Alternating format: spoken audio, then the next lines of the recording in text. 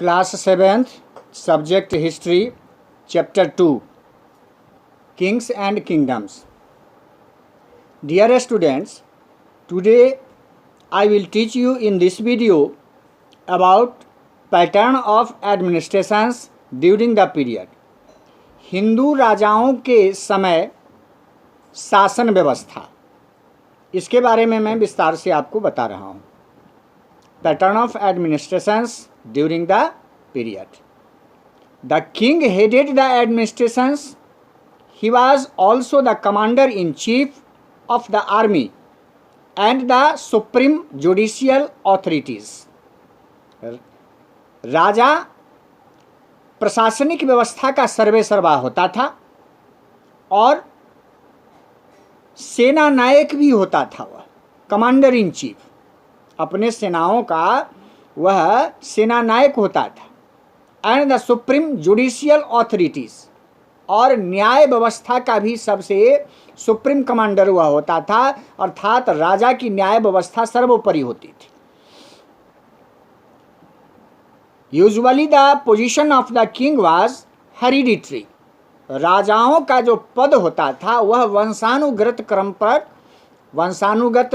क्रम पर आश्रित होता था. अर्थात एक राजा जब पद से हटता था तो उसके बेटे उसके बेटे उसके बेटे ऐसे करके क्रमशः जो है उसका जो सक्सेसर होता था, उत्तराधिकारी, वह क्रमशः राजा बनता था. और अलग अलग क्षेत्र के भिन्न भिन्न प्रकार के राजाओं का अलग उपाधि होता था. किसी को महाराजाधिराज या चक्रवर्ती की उपाधि दी जाती थी. Title like Maharajadhiraja and Chakravarti spoke of the emperor's power and strength, जो उसकी शक्ति और पराक्रम को दर्शाता था. A council of ministers assisted the king and advised him on affairs of the state. The Mahamantri means prime minister was the head of the council of ministers. There were separate ministers in such departments such as revenue minister, foreign minister, commander of army etc. राजाओं के समय अलग अलग क्षेत्र के जो है सो महामंत्री और अलग अलग डिपार्टमेंट के मंत्री हुआ करते थे. कोई राजस्व मंत्री होता था, कोई विदेश मंत्री होता था, और इस तरह से कोई सैन्य संगठन का महामंत्री या महानायक हुआ करता था. इसके बाद the directly administered territories were further divided into bhuktis. Bhuktis means provinces. Provinces मतलब प्रांत, प्रांत मतलब राज्य. इतने राज्यों में बटा हुआ होता था. एंड मंडलास और डिस्ट्रिक्ट. मंडल माने होता है जिला. मंडल या जिला में बटा हुआ होता था. The governor of a provinces known as uparikas collected revenue and maintained law and order with the help of the army. सेना के सहयोग से वह उस क्षेत्र का राजस्व वसूली करता था और वहाँ शासन व्यवस्था को नियंत्रित करता था. इसके बाद विलेज एंड टाउन एडमिनिस्ट्रेशंस, गांव और शहरों की शासन व्यवस्था. इसके अंतर्गत the village served as the basic unit of administrations. The headman and accountant of the village known as the grampati carried out administrative responsibilities to looked after local schools, roads, water tanks, temples etc. गांव का जो headman होता था, village headman, उसको ग्रामपति कहा जाता था और वह विशेष रूप से अपने क्षेत्र के गांव की जो शासन व्यवस्था और अन्य तरह की व्यवस्थाएं होती थी उसकी देखभाल करता था. जैसे विद्यालय, सड़क, पानी की व्यवस्था और मंदिरों की व्यवस्था, इतना वह करता था. इसके बाद मिलिट्री ऑर्गेनाइजेशन, शासन व्यवस्था के अंतर्गत जो है वो सैन्य व्यवस्था उसकी कैसी होती थी यह देखिए. This is the next point for use. Military organizations. The armed forces had a crucial role to play in the expansions and maintenances of the empire. किसी एक साम्राज्य में शासन व्यवस्था को चलाने के लिए सैन्य संगठन का होना बहुत जरूरी होता था और इसके लिए a large number of war elephants were also maintained. बड़ी संख्या में जो है वह हाथी की सवारी करने वाले जो है वह सैनिक हुआ करते थे, घुड़सवार सैनिक अलग हुआ करते थे।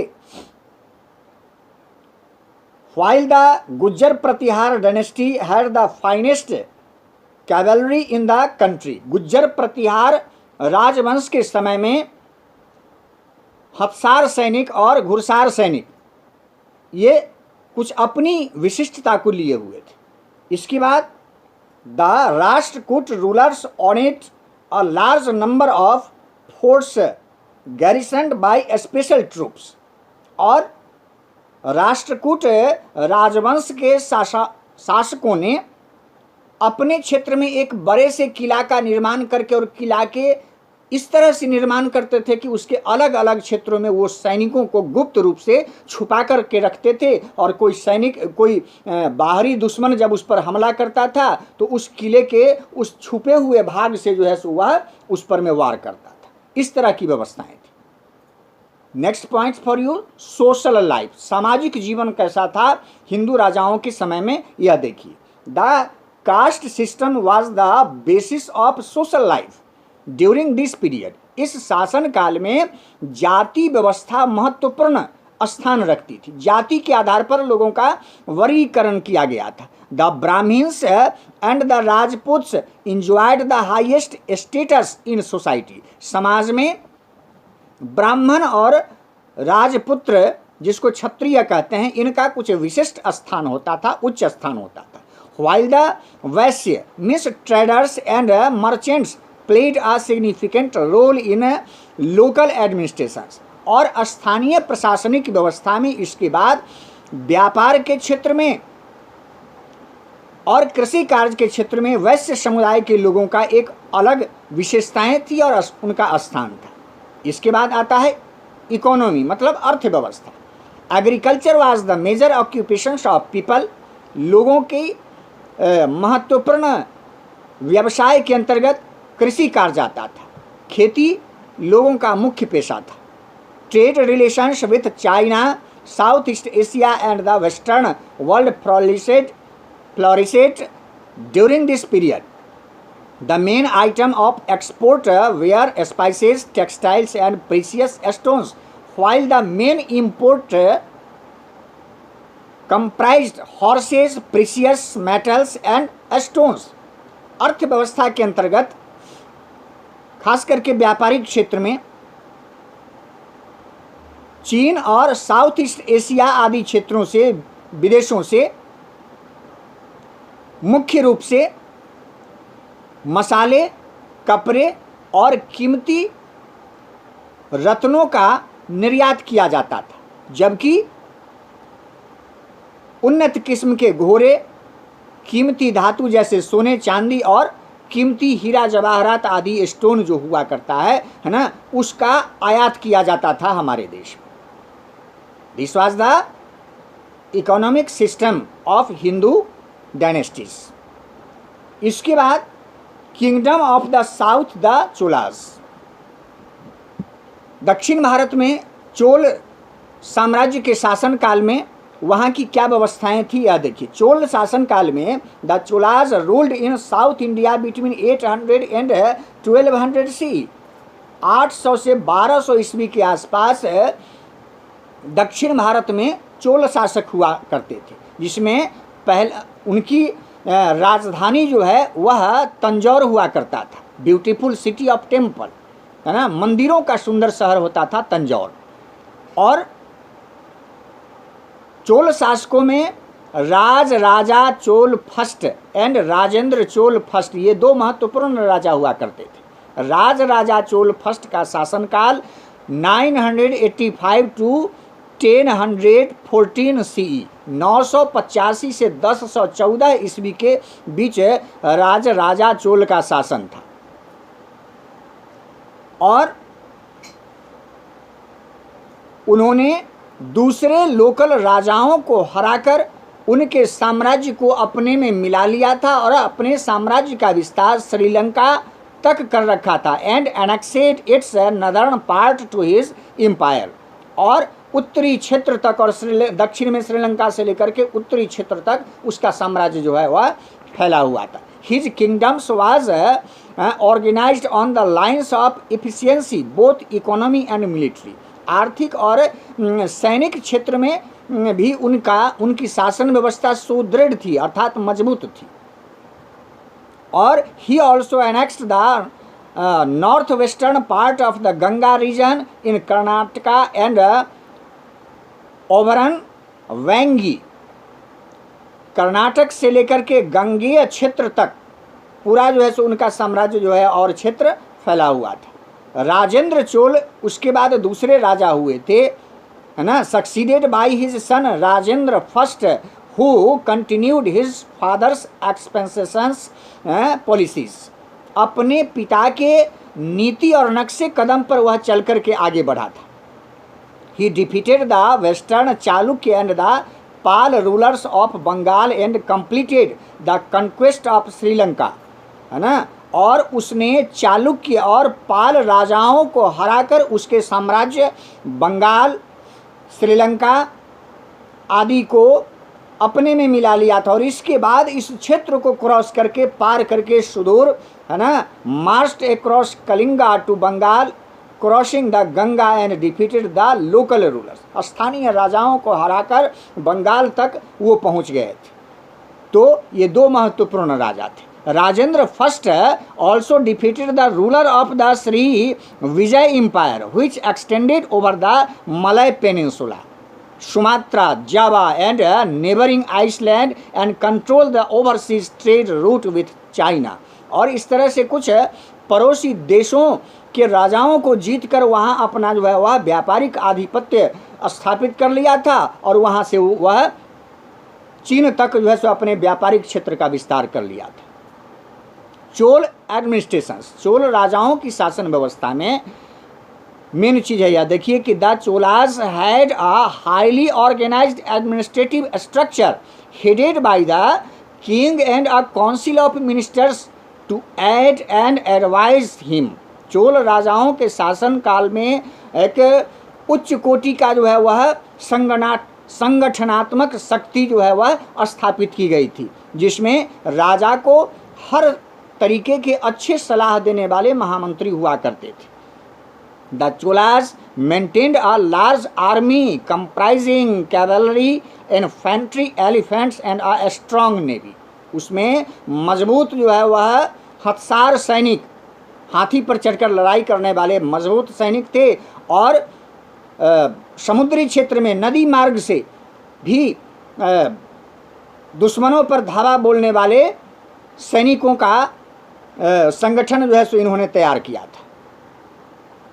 इसके बाद the empire was divided into mandalams और प्रोविंसेस। यहाँ भी अपने साम्राज्य को अलग अलग जो है वह प्रांतों में, जिला में, राज्यों में उसको बांट दिया गया था। विलेज एडमिनिस्ट्रेशंस, गांव की शासन व्यवस्था क्या थी इसको देखिए। The Cholas had a well developed system of local self government. The उर एंड द सभा और महासभा वेयर द टू असेंबलीज। गांव के क्षेत्र में उर और सभा ये दो महत्वपूर्ण इसके परिषदों का गठन किया गया था। उर अलग था और सभा अलग था। जैसे राज्यसभा और लोकसभा अभी के समय में, है ना, डेमोक्रेसी में है, उसी तरह से ग्रामीण क्षेत्र में उर और सभा अलग हुआ करता था। It has different committees to look after various aspects of local administrations including temples, gardens, irrigations, assessment of land revenue, maintenance of law and orders. और इसके अंतर्गत इसमें स्थानीय शासन व्यवस्थाएं, राजस्व वसूली की व्यवस्था और इसके अतिरिक्त जो है सो वहाँ नियम कानून आदि जो है सो प्रशासनिक व्यवस्था का भी जो है सो सही तरीके से संगठन किया गया था और उसकी व्यवस्थाएं की गई थी। इसके बाद शहर की शासन व्यवस्था में द नगरम, उसको नगर कहा जाता था, संस्कृत शब्द है नगरम, नगर, towns. As the name suggested was an assembly found in towns and cities. नगर और शहर के नाम से जो है सो इसको जाना जाता था। Its members were mainly traders, merchants and sometimes artisans. इसके सदस्य नगर के प्रशासनिक सदस्यों में विशेष रूप से व्यापारी, सेठ साहूकार और कभी कभी जो है वह शिल्पकार भी इसमें हुआ करते थे। इसके बाद अर्थव्यवस्था, चोल शासनकाल की जो अर्थव्यवस्था थी इसको आप देख लीजिए कि the Cholas promoted both inland and overseas trade and commerce. The Coromandel and Malabar coast served as the centres of India's trade with South east Asia. Taxes were also collected from tolls on trade professions and from the plunder of neighbouring territories. आर्थिक व्यवस्था के अंतर्गत चोल शासन काल में अपने देश के अंदर, साम्राज्य के अंदर और समुद्र के पार जो है सो जो उनके विजित क्षेत्र थे वहाँ तक जो है सो व्यापारिक क्षेत्रों पर इनका कब्जा था। और अर्थव्यवस्था में कोरोमंडल एंड मालाबार कोस्ट, कोरोमंडल और मालाबार समुद्र तटीय क्षेत्र तक इनका विस्तार था, है ना। जो साउथ ईस्ट एशिया का वह प्रमुख व्यापारिक केंद्र हुआ करता था, वहाँ से बहुत सारे टैक्स वसूले जाते थे और पड़ोसी साम्राज्य टेरिटोरीज राज्य था वहाँ से भी टैक्स वसूला जाता था जो उसके अधीन हुआ करते थे।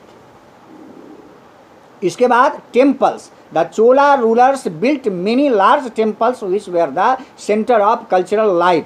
Beside being spiritual centers, they also served as places for other activities such as ceremonial dances performed by the Devdasi. The temples was a city or palace with living rooms for priest, माने पुरोहितों के रहने के लिए मंदिरों में बहुत बड़ा जो जगह हुआ करता था, वहाँ अलग अलग कमरे होते थे, विशेष व्यवस्थाएं होती थी और वहाँ धार्मिक पर्व त्यौहार आदि मनाए जाते थे। एक खास बात आप ध्यान देंगे कि देवदासी प्रथा जो है सो विशेष रूप से मंदिरों में प्रचलित थी, और अर्थात गरीब गुरबा घर की लड़कियां जिनका शादी विवाह नहीं होता था, उस परिवार के लोग जो है मंदिरों में जाकर ईश्वर से विवाह करके आजीवन उस लड़की को वहां मंदिरों में सौंप देते थे और उसके साथ जो है ना कालांतर में बहुत सारे दुर्व्यवहार किए जाते थे और उनसे बहुत सारे कार्य कराए जाते थे।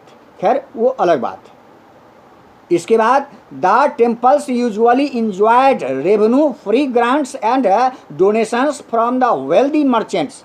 एक धनी मानी और उच्च वर्ग के व्यापारियों के द्वारा उसको पर्याप्त दान दिया जाता था और मंदिरों एवं उसकी संपत्ति पर किसी भी प्रकार का कोई टैक्स नहीं लगाया जाता था। इसके बाद लैंग्वेज एंड लिटरेचर में थोड़ा सा मैं आपको बता दूं कि उस समय तमिल भाषा में 6ठी और 9वीं शताब्दी के बीच, आप किताब खोल करके पेज नंबर 148 आप देखिएगा, एक पिक्चर है कम्बन ऋषि का, जो तमिल भाषा के जाने माने प्रसिद्ध कवि थे, जिन्होंने 6ठी और 9वीं शताब्दी के बीच जो है एक तमिल भाषा का प्रसिद्ध धार्मिक किताब लिखा था, कंब रामायण उसका नाम था, कम्बन कवि के द्वारा तमिल लिटरेचर में लिखे। तो ये इतना है। इसके बाद नेक्स्ट है तुर्क मुसलमान शासक महमूद गजनवी एवं मोहम्मद गुरी। ये तुर्क मुसलमान थे जो अरब देशों से आए थे, और इसमें संक्षेप में मैं आपको बता दूं कि Mahmud Ghaznavi was a Turkish conqueror who established his empire in Ghazni, present day Afghanistan. अभी के समय में एक अफगानिस्तान देश है जहां उसने अपने राजधानी स्थापित की थी, वह तुर्क अरब देशों से आया था। 998 से 1030 ईस्वी के बीच महमूद गजनवी, गजनी जिसको कहा जाता है, और ही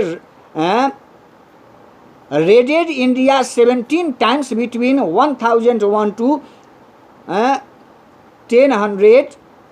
1027 1001 से 1027 ईस्वी के बीच वह हमारे यहाँ शासन करने के ख्याल से नहीं आया था, लेकिन 17वीं बार जो है सो भारत के मंदिरों को और संपत्ति को लूटने के लिए आया था।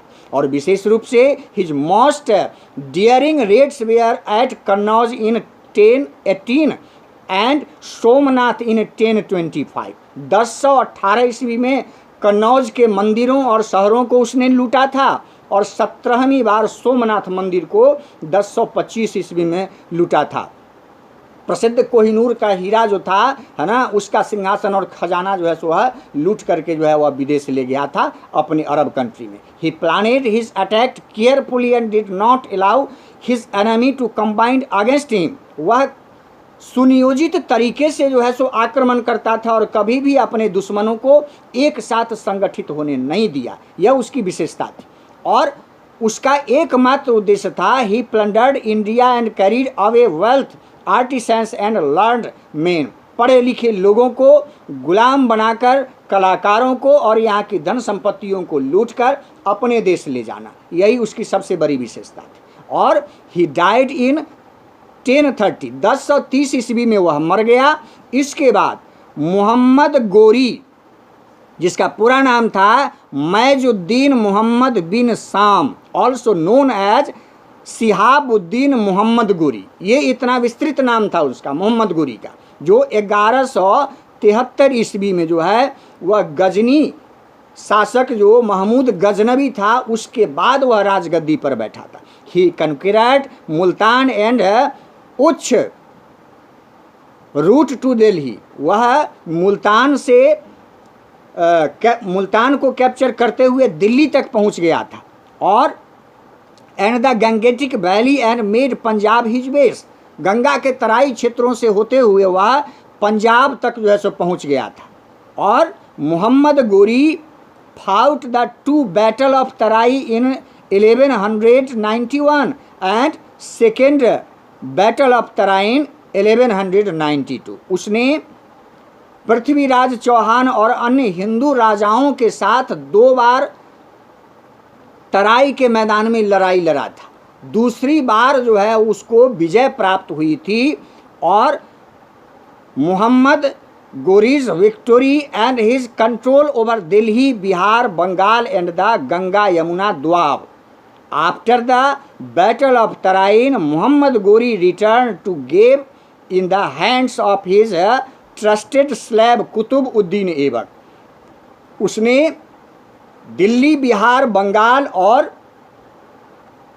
गंगा यमुना के तटवर्ती क्षेत्रों के जितने भी क्षेत्र थे उसको अपने अधीन करके उसका एक विश्वास पात्र गुलाम था, ट्रस्टेड स्लेव, विश्वासी गुलाम, जिसका नाम था कुतुब-उद-दीन ऐबक।